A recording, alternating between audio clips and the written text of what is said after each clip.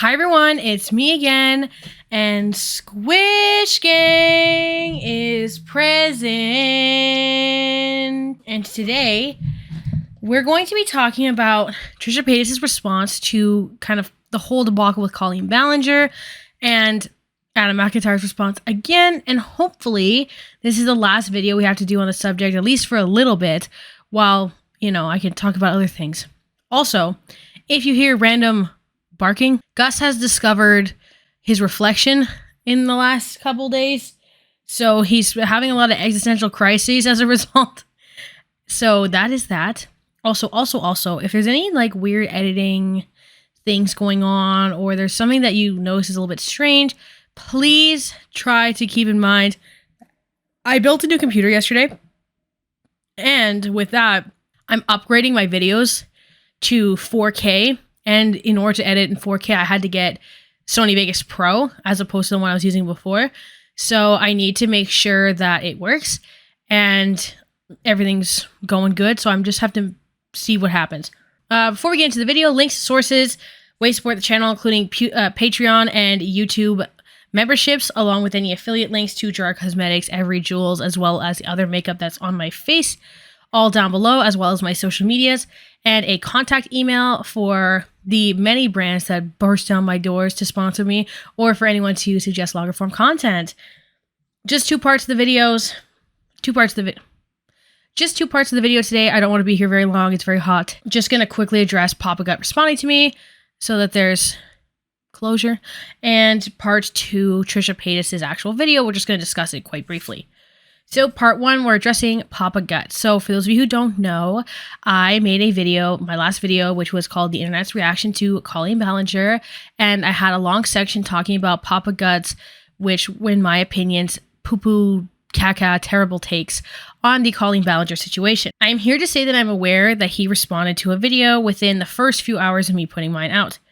No, I did not watch it because I am not into this sort of back and forth nature, and I set a personal guideline for myself that I would not watch content that is made on me, that I do this for my own mental health. I don't like YouTube mixing into my real life, and I don't allow it to with those types of guidelines for myself. And I'm not going to put myself in a position where making content in general bleeds too much in my real life, or to give anybody any ideas that I care more about them than I really do, because I don't feel like entertaining that. I'm just going to address a couple of concerns in the comments, and then we'll quickly move on to the Trisha video.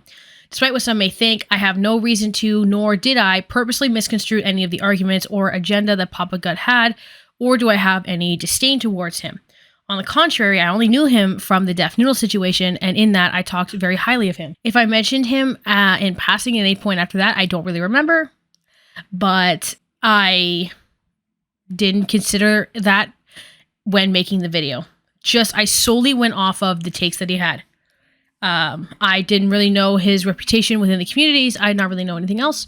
I just watched the video and was like, man, this sucks ass, and talked about it. I'm just sassy by nature. I kind of just like to have fun. That's really it.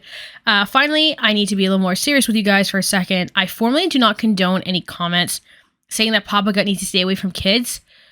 Just because someone has some shit takes in regards to a situation that does involve kids via an internet celebrity does not necessarily mean that it's a self-report.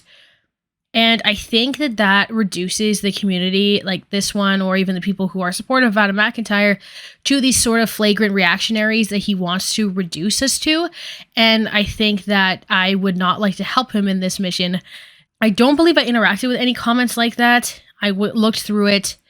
If I did, it wasn't I didn't really notice that much. But yeah, don't call him a predator, please. That's a bit steep of an assumption to make. But yeah, like I said, because it was the very thing we were criticizing Deaf Noodles last summer for doing. That's all. Just, if you feel too personally involved in a serious situation too, by all means, you can also step back, right? If you feel that you're emotionally triggered by Papa Gut's comments or something. Let's move on to Trisha Paytas' response. On July 3rd of 2023, Trisha Paytas responded to Colleen Ballinger with a video just titled Colleen, and it currently has 2.3 million views at the time of recording. Now, Adam McIntyre also responded with a video reacting to it.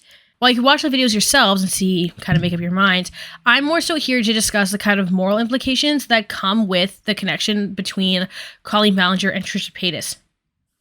Trisha's video began with outlining the relationship they had with Colleen kind of throughout the last couple of years, and how they recently had started a podcast together called Oversharing, which only had 3 episodes. The channel, as of recording, has been wiped clean, except for a single community tab post from a month ago asking for feedback on one of the episodes.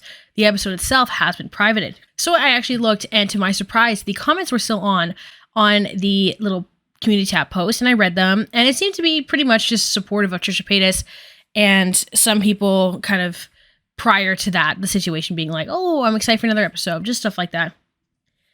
So going to the video itself, it describes this sort of denial process that Trisha Paytas has gone through seeing the whole internet kind of changing their minds on Colleen, and Trisha being able to talk to Colleen directly and her telling her that it's all lies. I think some of this comes from Trisha Paytas perhaps not being able to take responsibility for trouble that she's caused online in her own past, and considering what a lot of other people have said as lies. So she was willing to believe Colleen when Colleen pointed these things out, quote unquote, as lies.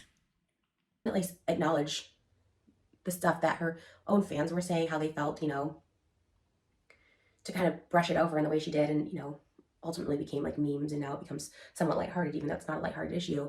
I was shocked, and she sent me the link to her video, her apology video, and I didn't respond back to it because I was shocked.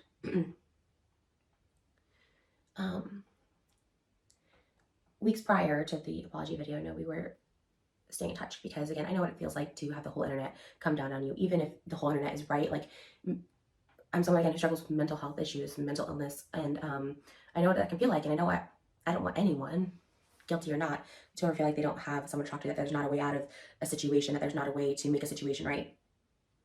So I kind of stayed in touch with her, but she felt that recently Trisha kind of felt that recently she was feeling a sort of deep connection with Colleen and this sort of friendship that they were building together. And I think that Trisha Paytas is kind of desperate for that connection after like 2020 and 2021 for her, because with the frenemies fallout, which then also kind of tore apart her family, her extended family through her husband Moses, as well as the fallout with Jeffree Star, with the Hair by Jay situation, along with her fallout with Shane Dawson as well. So there was a ton of kind of long-standing friendships that fell apart for her in that couple of years with a lot of these OG YouTubers. And I think she just wanted to try to make a connection with someone who understands her. So I've learned to deal with triggers the past few years, and I feel like I've done a very good job managing and regulating emotional stability. And on top, aside from all that, just, you know, being known as the person who is just always in drama and can't keep friendships, it's not a good look. I've worked really hard the past couple of years to kind of just stay in my own lane and not engage in anything online. I want to be clear that the position that I'm taking is not me being here to vindicate Trisha Paytas as a person, because I feel that there's a lot of online discourse conflating how Trisha is versus like being able to acknowledge that what Colleen did to her was awful. Because I want people to think of it this way. The way that Colleen treated Trisha by sending her naked photos to other people to mock her is abhorrent regardless of position. Firstly, if you have a positive view on Trisha Paytas, then you just see this as Colleen betraying her by someone pretending to be friends, being really nasty and vindictive towards someone, and being very disgusting with exposing their images that were behind a paywall to random people, even if you want to avoid the fact that they were children, which adds a whole other layer to this whole thing. Alternatively, if you think Trisha Paytas is the worst person ever, Colleen doing some sort of vigilante justice at the detriment of alleged minors is disgusting, again, at absolute best. So again, you're in a position where it's either Colleen's trying to make herself into something that she's not and be this sort of noble hero for what cause? Nothing. That can't be the option, right? So regardless of who it was to, it's wrong. And I think that's where we need to be able to acknowledge that Colleen doesn't exist in a vacuum. Like, this situation with Colleen is not existing in a vacuum. That's something that needs to be acknowledged here, right? It's the whole persona and the whole person and all the actions, what she did to Becky, what she did to Johnny, what she did to Adam, what she did to kids on the tours, and how Corey treated them and all that kind of stuff. So it's something that you need to separate the discourse based on the individual affected at the hand of the other person. So regardless of if it was Trisha Paytas or not, while it could lean in a little more into the joke component of it, maybe in the shock factor, it still allegedly involved a minor regardless of what position you want to take on it. It's a topic I don't take lightly, and I can't take lightly as I am a full-time sex worker. I don't think that's a secret. It's not as advertised as it once was, but we already have a lot of stigma, misconceptions, allegations against us as sex workers. And so I need to nip this in the bud that I do not condone at all unsolicited nudes, sending unsolicited nudes to anyone of anybody, sex worker or not. I think using someone's nudes as a way to hurt them, make fun of them, make light of them, be mean is the lowest form of human, the lowest form of intelligence. I think that's so inhumane. I think that's so disgusting for anyone. Last night, the text messages were shown, and it's very clearly from Colleen to a fan. Has over 500,000 views on Twitter that I'm not embarrassed by. I'm embarrassed for her. I try to take myself out of these equations when I'm feeling triggered, and if I were to look at it as it happening to someone else, I wouldn't be humiliated for the person in the photos. I'd be humiliated for the person who sent them. Trisha then describes how the cruel actions were happening behind her back while actively seeking out a friendship and hanging out with Colleen Ballinger. And she would have Colleen in her home around her daughter. She met Colleen's kids. They did a little mukbang video, and they were working together on the podcast. When allegedly Colleen had been continuously ridiculing Trisha Paytas during this time. What had come up with exchanging images with the children was allegedly prior to their friendship, but it was still something that was very hurtful for Trisha and very difficult for her to process.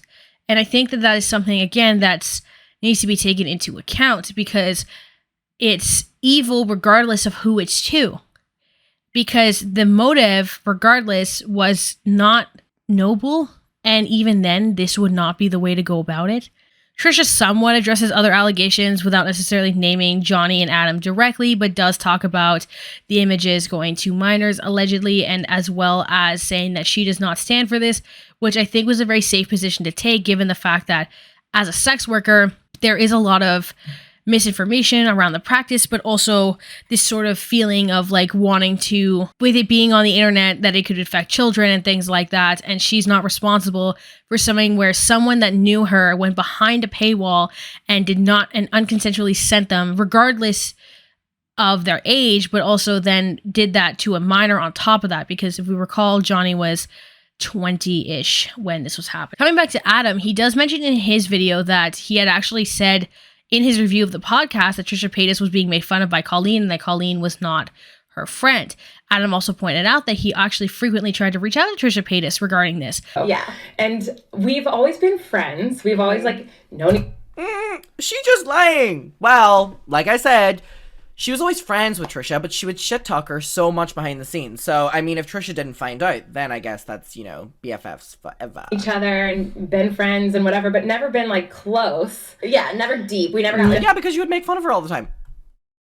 Deep with each other. No. Recent since I became I became a mom. We've been closer, but yeah. And you could take those mommy exploiting tips from her. I actually do remember that upon watching the first video, so that's quite interesting to kind of reflect back on. But with that, we need to kind of, again, step back and be like, well, it's understandable that Trisha Paytas is in the wrong to the extent that she was trying to block out these things and wasn't condemning Colleen as someone who was directly working with her very recently, as opposed to someone like Manny MUA, Joey Graceffa, etc., who had worked with her quite some time ago. That being said, again, though, those people should be condemning her as well, because the list goes on and on of all the things that are coming out and all the things that are happening. And I think that this is a very serious situation in regards to that.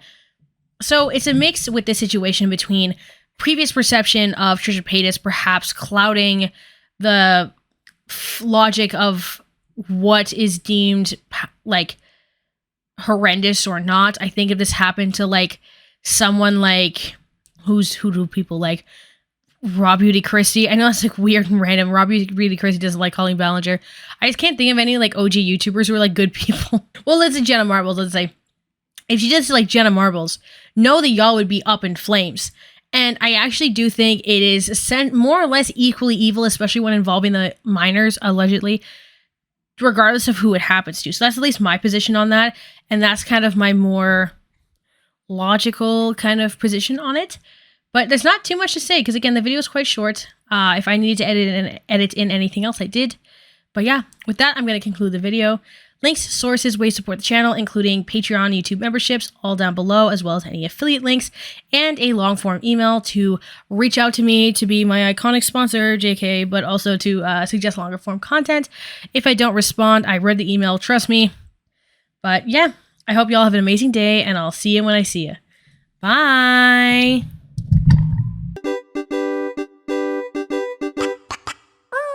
Wait,